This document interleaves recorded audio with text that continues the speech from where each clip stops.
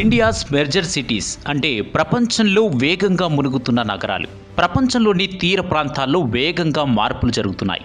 వాతావరణ మార్పులు, సముద్ర మట్టం పెరగడం కారణంగా నగరాలు క్రమంగా నీట మునుగుతున్నాయి. ప్రపంచవ్యాప్తంగా మొత్తం 48 నగరాలు ఈ జాబితాలో ఉంటే అందులో 5 నగరాలు ఇండియాలో ఉన్నాయి. ప్రపంచవ్యాప్తంగా ఊహించని మార్పులు జరుగుతున్నాయి. ముఖ్యంగా తీర ప్రాంతపు నగరాలు నీట మునుగుతున్నాయి. ఈ జాబితాలో ఇండియా నుంచి 5 నగరాలు ఉండటం ఆందోళన రేపుతోంది. సింగపూర్లోని నాన్యాంగ్ టెక్నాలజికల్ యూనివర్సిటీ అధ్యయనం చాలా నగరాల్ని ఆందోళనలో ముంచుతోంది. కంటికి కనిపించకపోయినా వేగంగా తీర ప్రాంత నగరాలు క్రమంగా సముద్రంలో మునిగిపోతున్నాయనేది ఈ అధ్యయనం సారాంశం.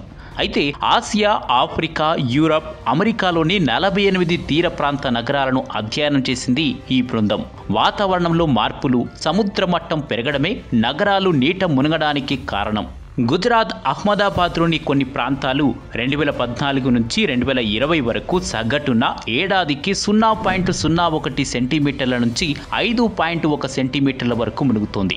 51 లక్షల మంది జనాభా ఉన్న ఈ ప్రాంతం ప్రభావితమయ్యే అవకాశం ఉంది. అహ్మదాబాద్లో పిప్లజ్ ప్రాంతం ఏడాదికి సగటున 4.2 సెంటీమీటర్లు సముద్రంలో కలుస్తుంది. గుజరాత్ సూరత్ నగరంలోని కొన్ని ప్రాంతాలు 2014 నుంచి 2020 వరకు ఏడాదికి 0.01 సెంటీమీటర్ల నుంచి 6.7 సెంటీమీటర్ల వరకు మునుగుతోంది. ఇక్కడ 30 లక్షల మంది ప్రభావితమవుతున్నారు.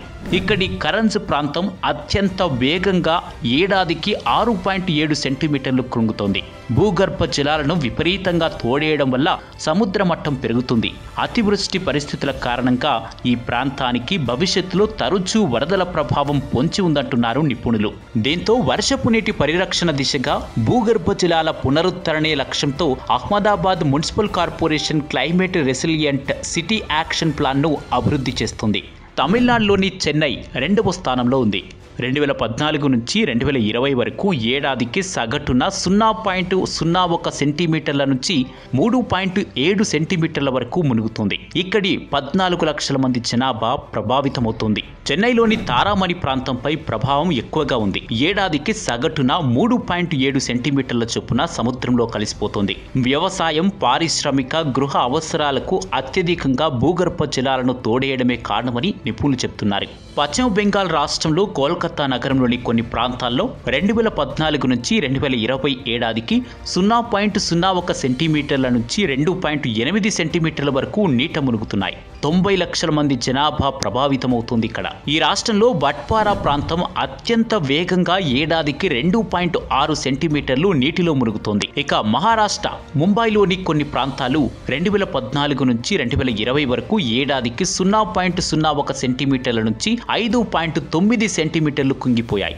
32 లక్షల మంది ప్రభావితమవుతున్నారు. మౌతుంగా ఈస్ట్ ఏరియాలో కింగ్స్ సర్కిల్ స్టేషన్ ప్రాంతం ఏడాదికి సగటున 2.8 సెంటీమీటర్ల మేర మునుగుతోంది. ఐక్యరాజ్య సమితి సేకరించిన గణాంకాల ప్రకారం సుమారుగా 16 కోట్ల మంది జనాభా ఉన్నటువంటి ప్రాంతాలలో నగరాలు మునిగిపోయే అవకాశం ఉందంటూ అంచనా వేశారు. ప్రమాదం ముంగిట నిలిచిన నగరాల్లో చైనాలోని తియాన్స్ నగరం మొదటి స్థానంలో ఉంది. అంటే ఈ నగరానికి ముప్పు ఎక్కువగా ఉంది. 2014 నుంచి 2020 వరకు గమనిస్తే ఏడాదికి సగటున 18.7 సెంటీమీటర్ల చొప్పున కుంగుతోంది. కొన్ని రికార్డుల ప్రకారం ఇండోనేషియాలోని జకర్తా సంవత్సరానికి 6.7 అంగుళాలు కుంగిపోతుంది. దీనికి కారణం భూగర్భ జలాలను అధికంగా తోడేయడమే. పరిస్థితి ఇలాగే కొనసాగితే 2050 నాటికి నగరంలో ఎక్కువ భాగం నీటిలో మునిగిపోతుందని అంచనా వేస్తున్నారు. ఇండోనేషియా ప్రభుత్వం రాజధాని జావా ద్వీపం నుండి 100 మైళ్ళ దూరం తరలించడానికి ఉద్దేశించిన ఒక ప్రణాళికను ఆమోదించిందని కూడా నివేదికలున్నాయి. ఈ ప్రణాళిక ద్వారా 10 మిలియన్ల మందిని వరదల నుండి రక్షించడానికి ఆమోదించబడింది. అయితే ఈ ప్రణాళిక దాదాపు 33 బిలియన్లు ఖర్చవుతుందని అంచనా వేశారు. ఇది కార్యరూపం దాల్చడానికి దాదాపు 10 సంవత్సరాల సమయం పడుతుంది.